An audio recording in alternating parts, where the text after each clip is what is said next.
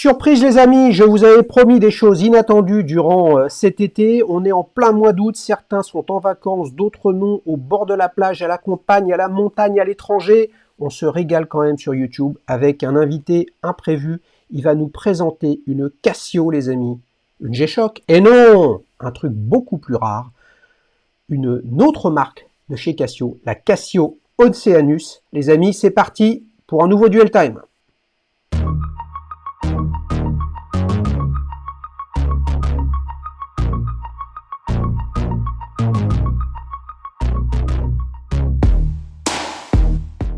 Salut Jean-Charles. Salut Xavier, comment ça va? Eh ben écoute, ça va bien, les vacances se passent bien. T'es en vacances là ou pas? Pas encore, bientôt j'espère. En tout cas, merci de m'avoir invité. Eh ben écoute, c'est avec grand plaisir. Tu sais bien que les confrères, les copains, les collègues du YouTube Game sont toujours les bienvenus sur la chaîne d'Alichous. Et puis il faut dire que là, tu as une montre globalement improbable. Moi-même, je ne savais pas que ça existait et je suis pas sûr que grand monde sache que ça existe. Alors qu'est-ce que c'est une Casio Oceanus? Tout à fait, c'est la Casio Oceanus surnommée Manta, donc la S6000, une gamme dédiée principalement au marché asiatique. Du coup, très peu connue en Europe et encore moins en France. Voilà, une montre ultra originale, ultra élégante. D'ailleurs, Casio l'a définie comme ça, hein, technologie et élégance. Bref, une petite montre bien sympathique. Alors, tu l'as reçu, je crois, il y a assez récemment.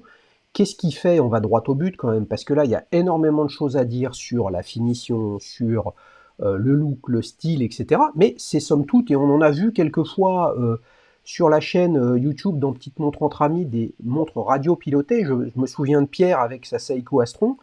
Euh, Tu nous as pas habitués quand même à ce type de montre, notamment sur ta chaîne, les amis. Quelle est la chaîne de Jean-Charles? Moonwatch. Non, Et ça c'est le blog. c'est la chaîne Moonwatch FR, tout simplement. Moonwatch FR sur YouTube, les amis, allez jeter un œil parce que pour le coup, tu traites notamment de sujets différents. Et finalement, cette montre, elle exprime un petit peu ta différence. Ouais, tout à fait. Je collectionne tout profil de montre en fait. Moi, j'aime autant les montres à 15 euros que les montres à 50 000 euros. J'ai un petit peu toute cette variété de montres et c'est vrai que j'ai une passion particulière pour les montres qui viennent du Japon, que ce soit Citizen, Seiko ou Casio. Et je les collectionne depuis pas mal d'années maintenant et j'en ai plusieurs, dont des modèles quasiment introuvables. Ok, et celle-là, elle est comment? Elle est facile, difficile? Celle-là, on va pouvoir la trouver, mais uniquement, en la faisant importer, du Japon. En Europe, il y en a très, très peu. J'en vois 1 ou 2 passer par an parce que, du coup, tu te doutes bien, je suis les annonces pour compléter ma collection au fil des années. Et moi, je l'ai fait en import Japon directement parce que ça me permet d'avoir des montres qui sont dans des états cosmétiques irréprochables. Les Japonais sont ultra soigneux, d'avoir des modèles dédiés également à leur pays et avec des configurations, qui ici, de toute façon, n'arriveraient jamais parce qu'on n'est pas la cible de ce type de produit. Ouais, je comprends, mais ça veut dire, attends, là tu parles de la maniaquerie et du respect du produit des Japonais, ça veut dire que tu l'as acheté d'occasion? Tout à fait. Je l'ai Ok. acheté d'occasion, mais la montre est arrivée quasiment comme neuve, comme la majorité des montres que je fais importer du Japon. Ce sont des gens qui sont très soigneux, qui ont un respect de l'objet énorme, chose qu'on n'a pas forcément, hein. Même moi je bûcheronne avec mes montres si tu veux, mais du coup, je prends plaisir à les acheter là-bas parce que je sais que j'aurai aucun souci sur la qualité de la montre. Ouais, alors justement, raconte-nous. Moi, je l'ai identifié sur l'un des sites de Casio et c'est compliqué parce que t'es en France, t'es pas en France, tes trucs. Ouais. En gros, elle est affichée à 1 800 $. Ça, Ouais, c'est c'est le le prix, prix hein. hors frais d'import. Tout à fait. Donc les frais d'import, ça c'est quoi? C'est le prix que vous allez payer, donc si vous l'achetez d'occasion, vous pouvez la toucher un petit peu moins cher. À ça, faudra ajouter bien entendu, la TVA, puisqu'on doit s'acquitter de la TVA quand on importe un produit étranger, en France et en plus, vous allez avoir, une cinquantaine d'euros de frais de dossier liés au transporteur. Donc c'est quand même quelque chose à prendre en compte quand on achète une montre au Japon parce que ça fait vite monter la facture. Moi, je pars du principe, je multiplie par 25 le prix d'achat pour avoir globalement, le montant Ouais, total que ça ouais, va me ouais, ouais, coûter. bien sûr, parce que le transporteur, lui, il doit t'amener la montre et c'est lui qui la dédouane. Tout à fait. Donc c'est à lui que tu payes la TVA que tu dois payer, et puis si tu ne le payes pas, bah, il ne te file pas ton produit. C'est tout à fait ça. Ok, je comprends la mécanique. Et donc si tu l'as acheté d'occasion, tu l'as donc pas acheté sur le site de Cassio, est-ce que Non. tu peux nous coacher un petit peu sur, pour ceux qui sont intéressés, d'acheter des imports comme ça, comment tu t'y prends? Ouais, tout à fait. Alors, j'en profite, j'avais fait une vidéo dédiée à ce sujet, hein, donc si le sujet vous intéresse, n'hésitez pas. Sinon, la plateforme que j'utilise, une des plateformes que j'utilise, en fait, c'est Neokyo. Je le cite, hein, j'ai pas de part chez eux, donc c'est une plateforme qui va servir de proxy entre les sites marchands japonais et vous. Donc, les sites marchands japonais, c'est le eBay japonais, c'est l'équivalent de Le Bon Coin au Japon, ça s'appelle Mercari, et Yahoo Auction, qui est une énorme plateforme qui cartonne au Japon, alors que chez nous, c'est complètement abandonné depuis quelques années. Donc voilà, en fait, ça fait tout simplement le relais entre les vendeurs japonais et les acheteurs français. Et évidemment, il y a une petite commission, mais pour te donner une idée, c'est de l'ordre de 7-8 euros. Sur une montre à 2000 euros, Hmm. c'est peanut. Est-ce que tu utilises JOS? Pas du tout. Ouais, les amis, JOS, c'est super cool pour les enchères. Et là, effectivement, bah, il y a une partie des Yahoo Auctions qui sont dessus. Voilà. Après, c'est en termes d'ergonomie, c'est laid, c'est moche, c'est lent. Et en plus, il y a un modèle économique compliqué pour acheter aux enchères au Japon. Tu regarderas, Jean-Charles, si ça t'intéresse. C'est qu'en Ouais. fait, pour pouvoir enchérir, il faut que tu aies versé l'argent avant. Donc, il faut que tu aies versé des yens. Donc, quand tu verses des yens, tu as des frais de change. Quand tu enchéris et que tu gagnes, bah, tu as des frais parce que tu as gagné. Puis après, tu as des frais parce que le vendeur ship le produit que tu as acheté à JOS. Donc là, il y a un coût. Et D'accord. après, JOS te prépare le paquet, te l'envoie, et après, tu as les frais de douane. Alors, par contre, comme tu achètes aux enchères, moi j'achète, on a tous nos petites maniaqueries, hein. Moi j'achète que des produits qui marchent pas. Donc j'essaye, mais ça marche pas toujours, de les faire passer comme junk, donc en fait comme des pièces. Et si ce sont des pièces, bah, de fait, il n'y a pas de TVA. Tu vois? Ouais, alors ça je fais pas, bah, déjà parce que j'achète pas, des montres junk comme tu dis, parce que c'est des modèles, je sais très bien que j'arriverai jamais à les faire réparer en France, la plupart du temps, et aussi, faut pas essayer de frauder la TVA avec les Japonais parce qu'ils sont très respectueux de ça. Quand vous achetez, une Rolex aux États-Unis, vous allez pouvoir, dire voilà, tu la déclares, under value. Les Japonais, ils vont vous envoyer sur les roses tout de suite, ils font pas du tout ce genre Oui, de mais pratique. de toute façon, tu subis le sujet. C'est un moment ou un autre. Moi, j'ai reçu des montres. Parfois, il n'y a pas de frais de douane. Le transporteur me les livre. Et puis, parfois, bah, il y a des taxes à payer. Tu sais pas trop pourquoi. Mais en tout cas, chacun sa philosophie là-dessus. Revenons Ouais. sur le produit.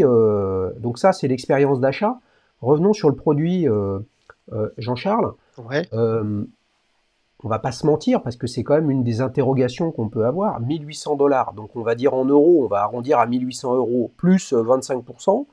Donc en gros, tu as rajouté 400 balles dessus. Si tu l'avais Mmh. acheté neuve, elle t'aurait coûté 2 200 €. Ouais. 2 200 € pour une montre à quartz radio pilotée, certes avec une richesse fonctionnelle hallucinante. Qu'est-ce qui te séduit là-dedans?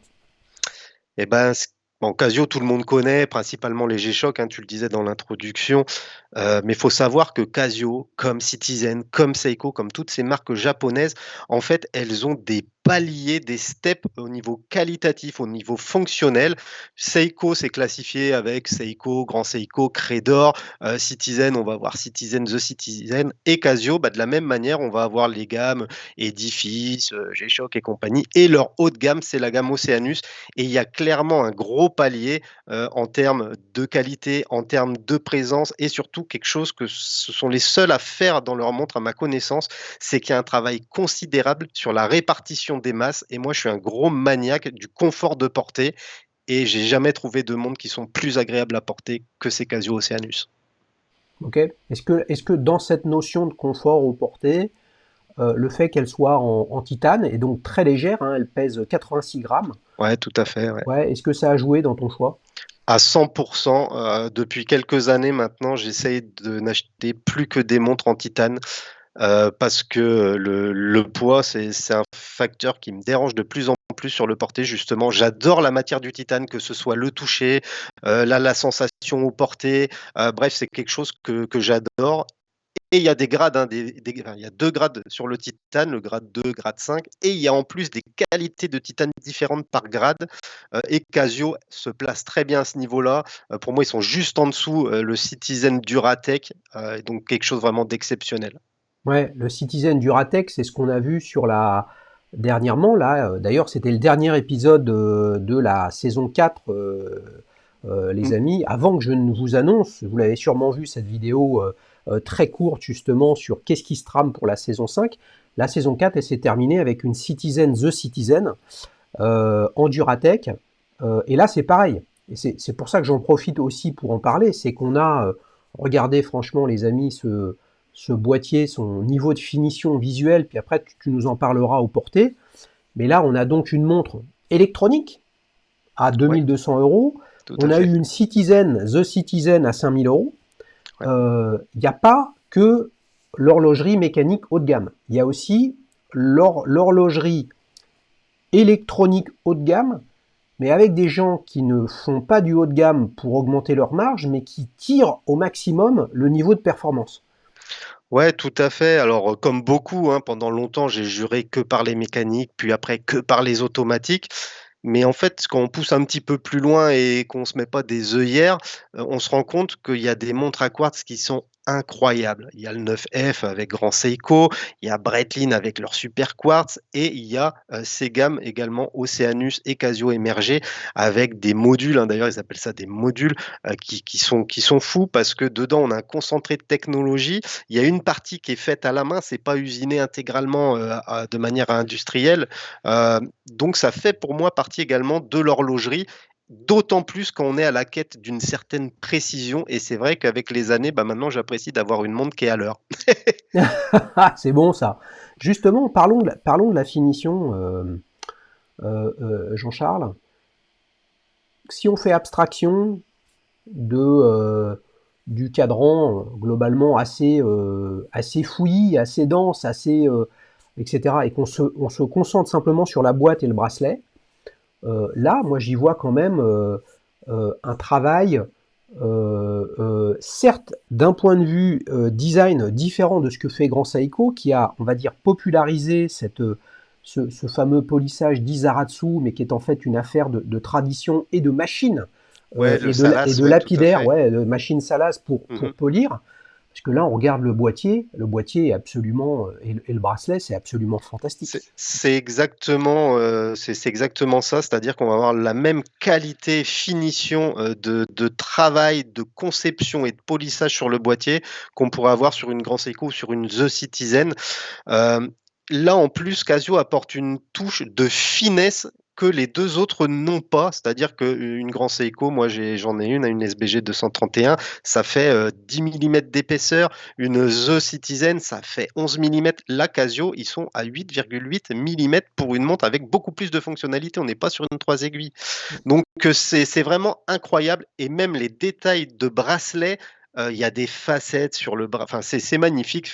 Faut l'avoir en main, je pense, pour vraiment se rendre compte. En photo, c'est très compliqué à voir cette manière de travailler le titane. Ouais. Alors, j'ai une question pour toi. Ce modèle-là, hein, c'est la référence, les amis, encore un roman, hein, OCWS 6000-1A. Mais il y avait une série 5000. Tout à fait, que je possède. Ah, que tu Ça possèdes aussi, ça purée, parce que là, j'allais te demander pourquoi t'as attendu ou pourquoi t'es venu sur la 6 et pas la 5.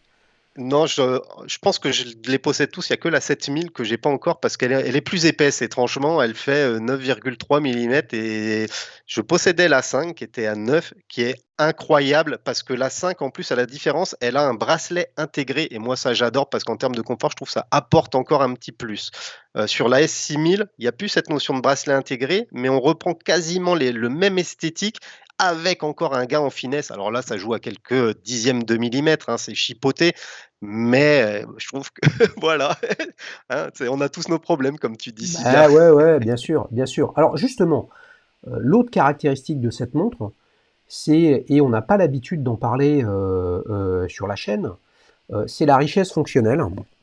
pour ça que là, dans le petit descriptif que j'ai mis, bon, à part dire c'est un mouvement avec un oscillateur à quartz à un moment ou un autre qui se recharge avec l'énergie solaire, qui est radio-piloté. Mais moralité, qu'est-ce que tu as d'autre comme fonctionnalité et celles que tu trouves les plus séduisantes? Ouais, alors je vais tout de suite te dire que sur les fonctionnalités, la plupart serviront jamais. Moi, il y en a une que j'utilise quotidiennement, c'est le chrono. C'est pour ça que, j'aime bien les montres chrono et il y en a une qui pour moi est totalement inutile et je comprends pas qu'ils la maintiennent sur ce type de montre, c'est le Bluetooth. Moi, ma montre, jamais je la perds avec mon téléphone, ça ne m'intéresse pas parce que pouvoir appuyer sur les boutons pour faire un réglage ou quelque chose, c'est un plaisir. Alors que pianoter sur mon téléphone pour régler sa montre, je trouve ça un petit peu ridicule. Après, c'est mon avis personnel, mais cette fonctionnalité, pour moi, n'apporte strictement rien. J'aurais préféré plutôt une synchronisation GPS comme ils ont fait sur les OCW G1000, G1100, etc., plutôt que le multiband 6. Mais bon, on peut pas tout avoir. C'est quoi la différence? Le multiband 6, c'est par onde radio. Tu as 6 relais dispersés un peu partout dans le monde qui te permettent de te synchroniser à l'heure atomique. Ouais. Donc ça, c'est ce que fait Citizen, c'est ce que fait, Seiko, ce que fait Casio et c'est des modules qui finalement, coûtent pas très cher parce que c'est une technologie vieillissante. Et tu as des modèles plus haut de gamme qu'on retrouve sur les MRGG, sur les MTGG, sur les OCWG, donc chez Casio, et qu'on retrouve chez les Astron Seiko, par exemple, qui vont utiliser une synchronisation GPS. C'est comme la voiture, ça va se connecter à un satellite, ça revient et vous avez l'heure de là où vous êtes. C'est génialissime. Ok, je comprends. Donc deux technos différentes. C'est Mmh, intéressant tout ce que à tu fait. dis parce que moi je suis pas plus intéressé que ça par ce type de produit, mais je me suis fait la remarque en lisant les specs, en me disant waouh, ouais, ça fait un nombre de trucs, etc. Et j'ai pas du tout compris pourquoi il y avait une logique de synchronisation avec un téléphone, parce qu'une synchro avec un téléphone, ça veut dire synchroniser avec un élément tiers. Et là, on revient un peu d'abord dans une technologie qui date, hein, pour les plus anciens d'entre nous, les synchros iPod, les synchros Palm Pilot, les synchros iPac, etc.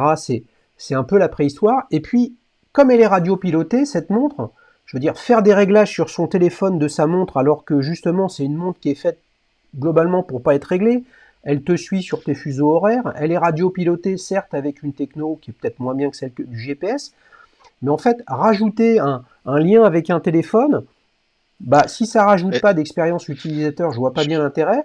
Et puis pour le coup, moi, ça m'envoie un message qui là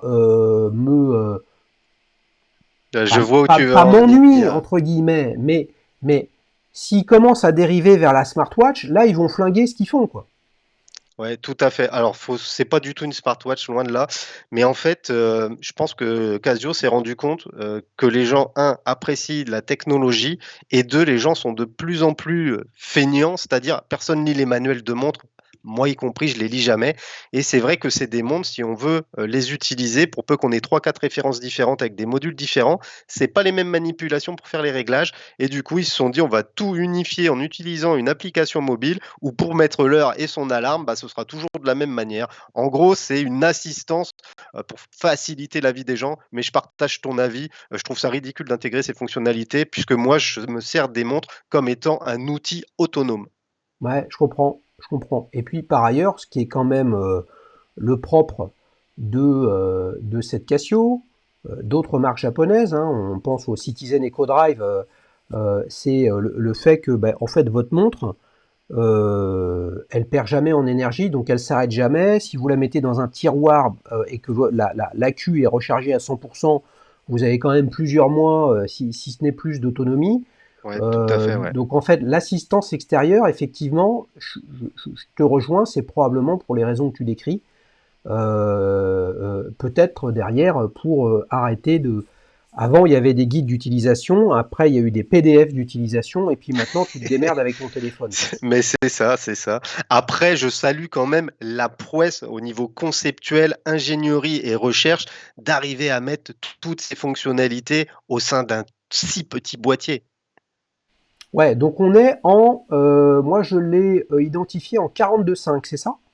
Ouais, alors 42,5, mais chez Casio, hein, faut faire attention parce que ça prend en compte les poussoirs. c'est-à-dire c'est 42,5 de bout à bout, c'est pas Ok, uniquement le boîtier. Donc au porté, c'est l'équivalent d'un 40. Voilà, ok, pour donc être, c'est un peu plus petit. Ok, c'est bien.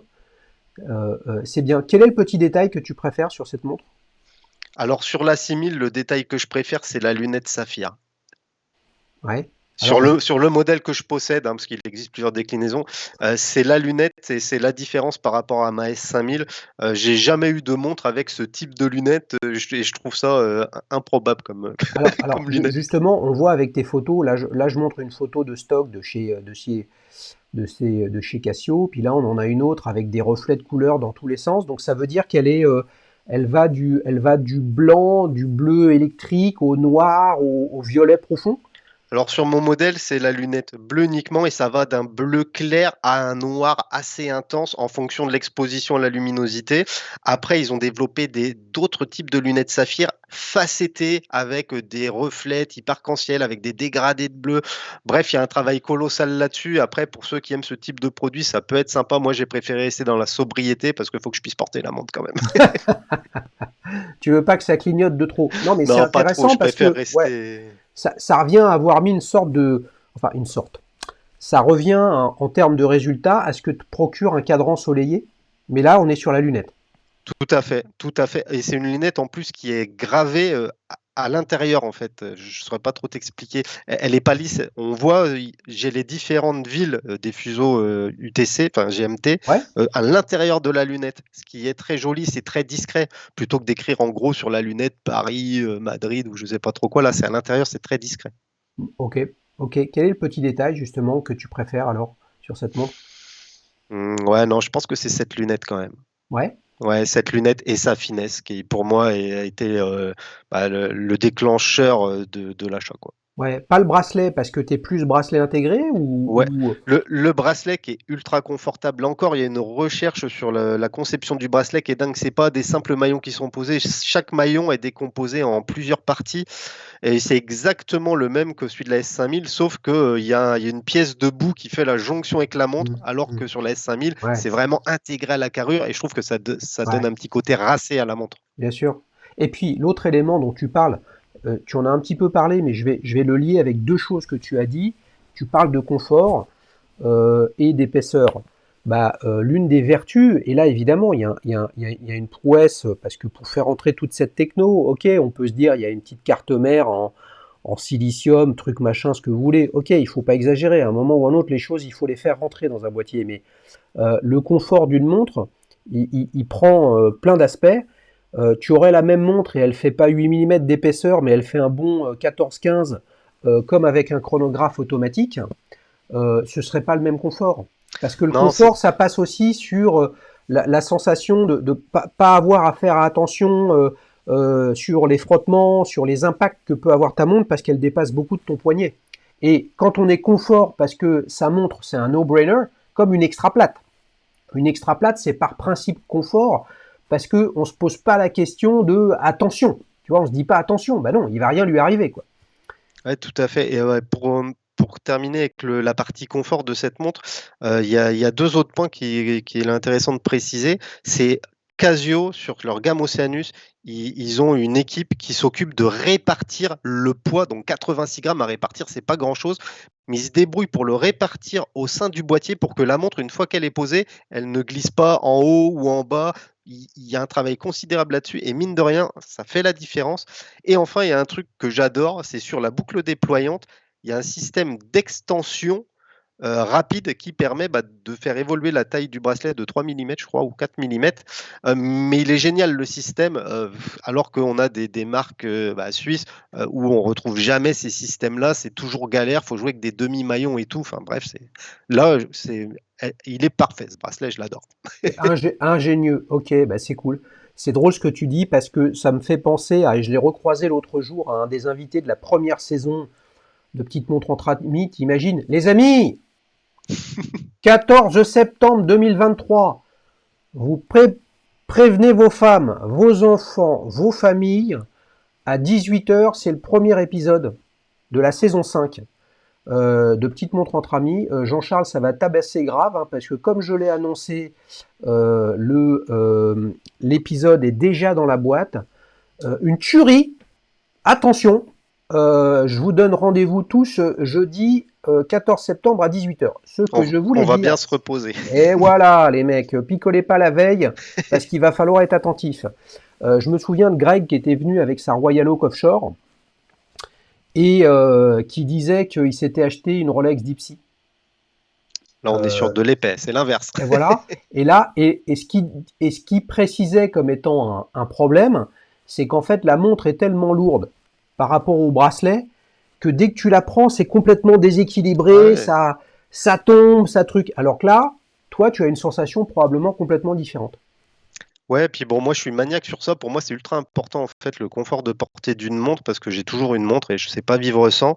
Et bah, plusieurs fois j'ai été blessé et en vrai c'est très désagréable d'avoir une montre qui pose pas parfaitement sur l'avant-bras ou dont le bracelet est mal réglé ou ça va bâiller. Enfin, bon, voilà, de la maniaquerie. Et on a tous nos petits problèmes, hein, Jean-Charles, hein. Exactement.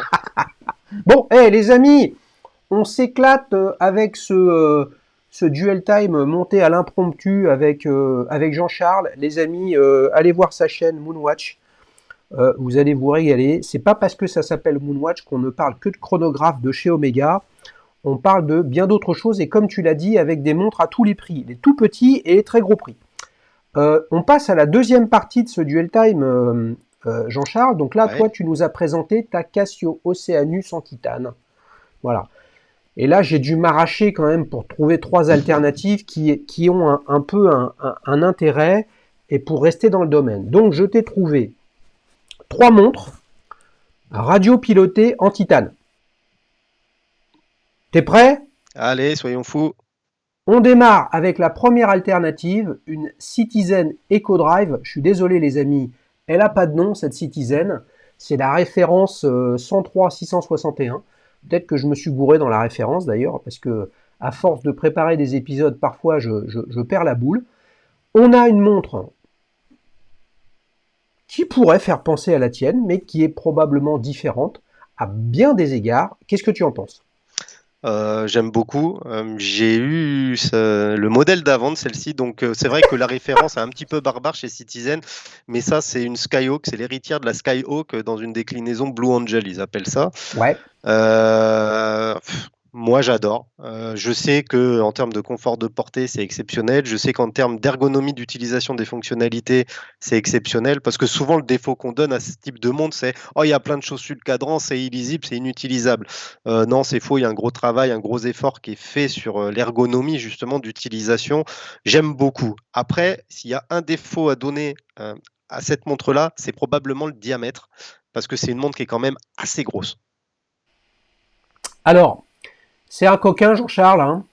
Vous le savez, si vous ne le connaissez pas, vous vous en rendrez compte sur sa chaîne. Dans Duel Time, les alternatives, je n'affiche plus les diamètres parce que sinon, ça pollue. Quelqu'un qui a un poignet de poulet, voire de rat, hein, voire de poussin, si on lui sort une montre en 44, il va dire non, ça va pas, c'est trop gros.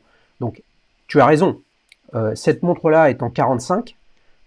Mais quand on regarde une photo comme ça, le sujet, c'est simplement de s'interroger sur le look.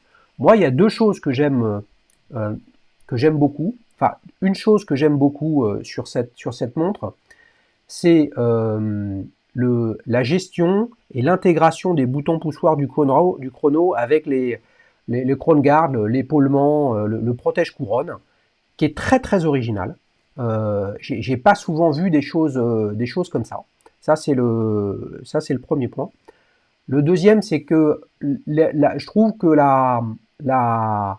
l'organisation des sous-cadrans est intéressante et donne le sentiment d'une montre plus mécanique qu'électronique sur cette partie-là.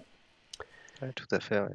Et puis le dernier truc qui m'est apparu juste là, en la regardant, alors que je m'étais pas posé la question lorsque j'ai préparé cette émission, même si je l'ai fait vite parce que c'était pas prévu.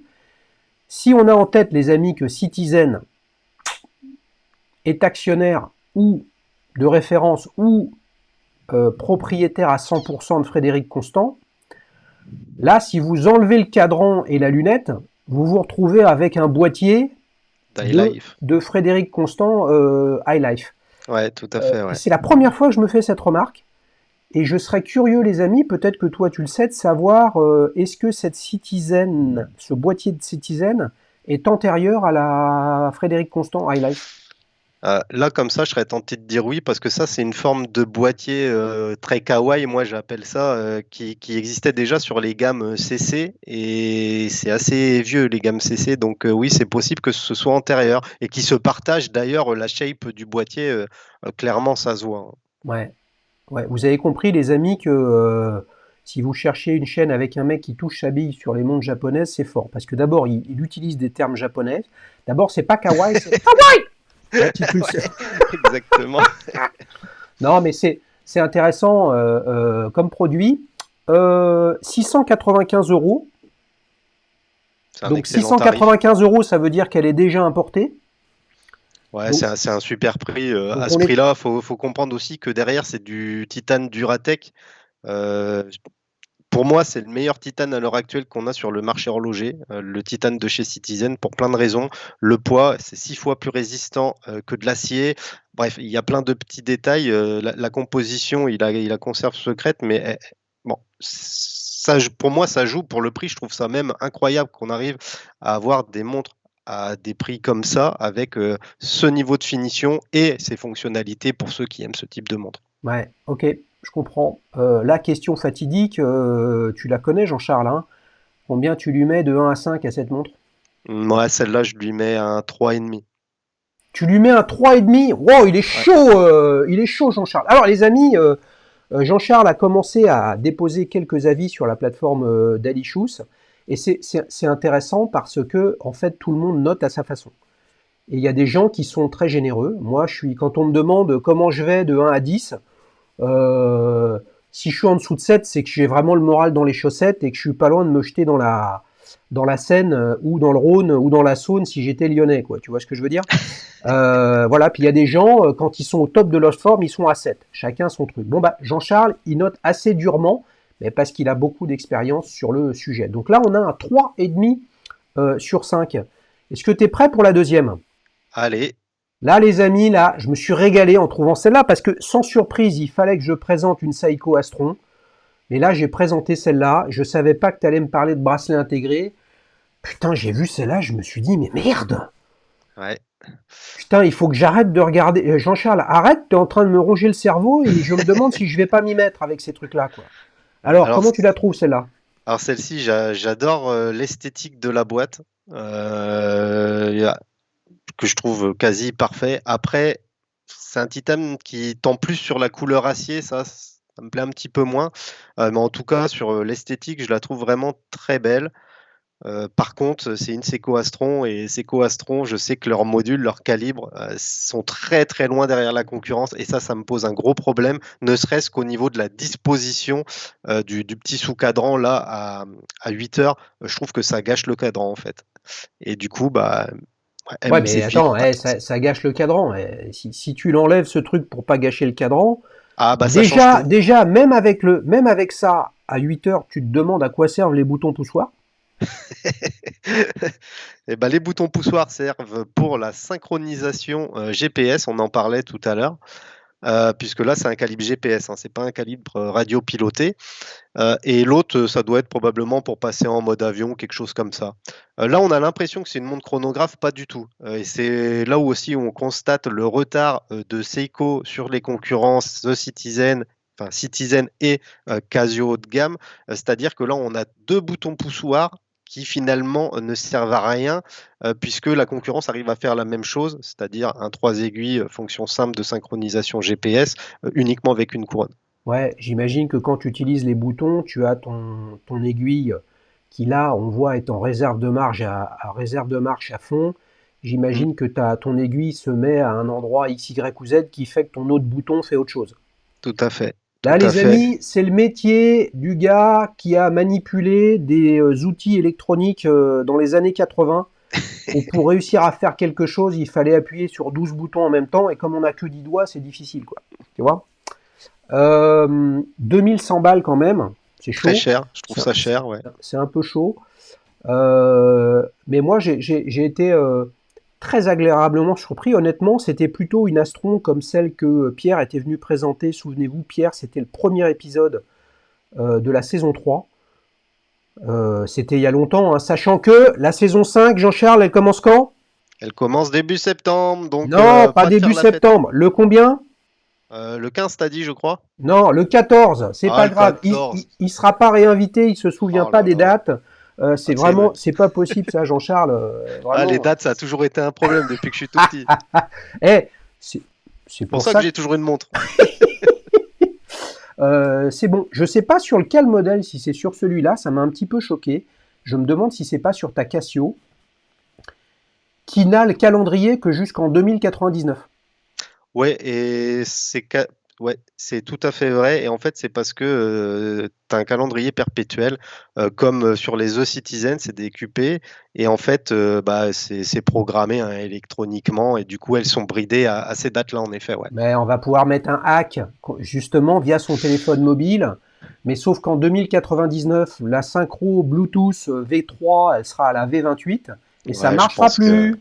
ça c'est un problème qui n'en est plus un. Je pense que j'en aurais pu à m'en occuper. Hein. En 99, ça va. Ouais, mais tes enfants, tes descendants, etc. Non, cela dit, moi, ça me gêne. Tu vois? Ça Ouais, me toi, gêne parce que non, mais ça me gêne. Non, mais regarde, ça me gêne. Euh, on s'est régalé avec Yvan et sa Citizen The Citizen. Les amis, si vous ne l'avez pas vu, c'est le dernier épisode de la saison 4. Il y a un sujet quand même philosophique sur la précision, sur la durabilité du produit. Et comme il le disait, si on est sur une île déserte, il n'y a plus d'horloger, il n'y a plus de pièces, il n'y a plus rien. Bah vous, avec vos montres mécaniques qui sont en rade parce que les huiles ont séché, d'accord? Moi, avec ma Citizen The Citizen, je suis toujours là. Bah ouais, mais sauf qu'en 2099, il y a un problème de calendrier. Tout ça pour dire que ce serait intéressant quand même qu'ils bossent sur le sujet, puisque à partir du moment où tu as un module électronique, je vois pas comment, puisque tout ça c'est une affaire scientifique, sauf qu'à ce que l'axe de la Terre dérive de quelques pouillèmes angstrom de degrés, les dates on les connaît quasiment jusqu'à l'infini. Je peux dire une connerie éventuellement, mais ça c'est pas grave, ça me faisait plaisir de le dire. Combien tu lui mets? 1 à 5? juste là, par rapport à ce que tu dis, en effet, en 2099, la montre sera pas obsolète. C'est juste qu'elle nécessitera un réglage pour les montres non digitales. En fait, c'est juste qu'il y aura besoin d'un réglage. C'est tout. Et qui va régler? Ah bah après, ça c'est à toi, tu tireras sur ta petite couronne et tu tourneras. Non, sinon, cette Seiko Astron, je vais lui mettre 2,5 parce que j'aime bien la shape de la carrure, mais pas plus parce que le module, je suis pas du tout fan des modules d'Astron. Sinon, la montre est très belle. On sent d'ailleurs une grosse évolution sur la ligne des Astrons. Hein. Bah, c'est intéressant. Et puis si vous regardez le petit chemin de fer des minutes, Ouais. vous voyez à 10 heures, vous avez un petit Z ou un N, vous avez un Y là-bas entre 13 heures et 14 heures. Tout ça, c'est des endroits où viennent se mettre la grande aiguille des secondes, probablement pour des réglages. Enfin, je peux me tromper, mais je ne serais pas étonné que ce soit ça. Un 2,5, purée, les amis, ils se lâchent. Hein. Alors, je termine par une montre dont on a parlé encore une fois dans le dernier épisode de Petite Montre entre amis saison 4, les amis, décidément, qu'est-ce qu'on en parle? Et là, franchement, moi, je ne sais pas quoi penser de ce type de produit. Là, je suis pas dans la cible. Il faut que tu me fasses surnager parce que sinon, moi, j'y comprends rien. Ouais. Les amis, 4000 boules pour une G-Shock, Ah, t'es pas vendeur là, toi. Toi, tu seras pas vendeur Casio. pour une G-Shock MRG en titane. Eh bah Bon, écoute, là, il faut que tu me déniaises parce que là, j'y arrive pas là. eh bah, pour moi, c'est une de mes Dreamwatch. Alors, je suis collectionneur de MRG, mais des toutes premières. Hein. Donc, vraiment des modèles qui ressemblent pas du tout à ça.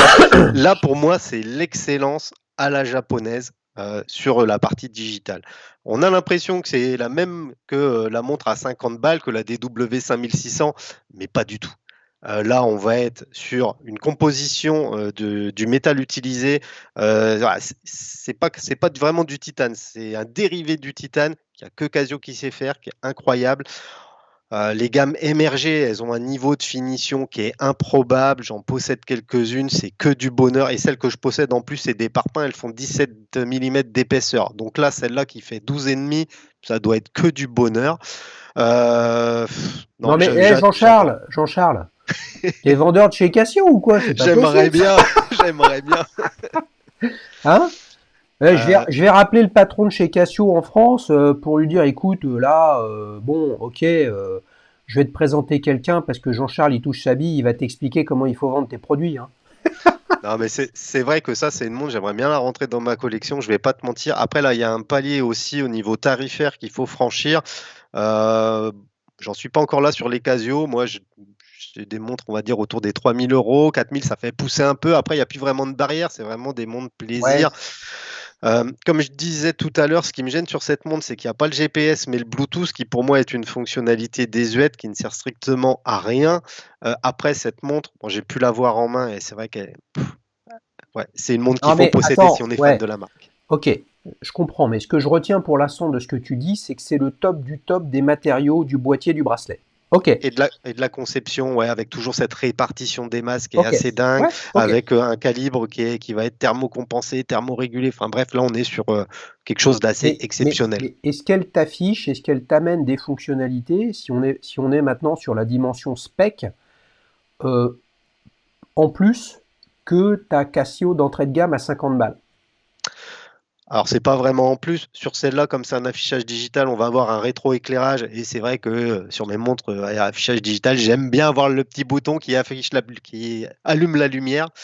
C'est quelque chose que j'aime bien. Sinon, on va avoir l'alarme. Enfin, là, on doit même avoir 5 alarmes, si je dis pas de nouillerie.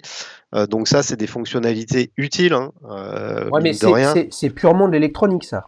Ah, bien sûr. Là, de toute façon, sur cette montre-là, on va être que sur une montre purement électronique. Il n'y a pas de partie analogique.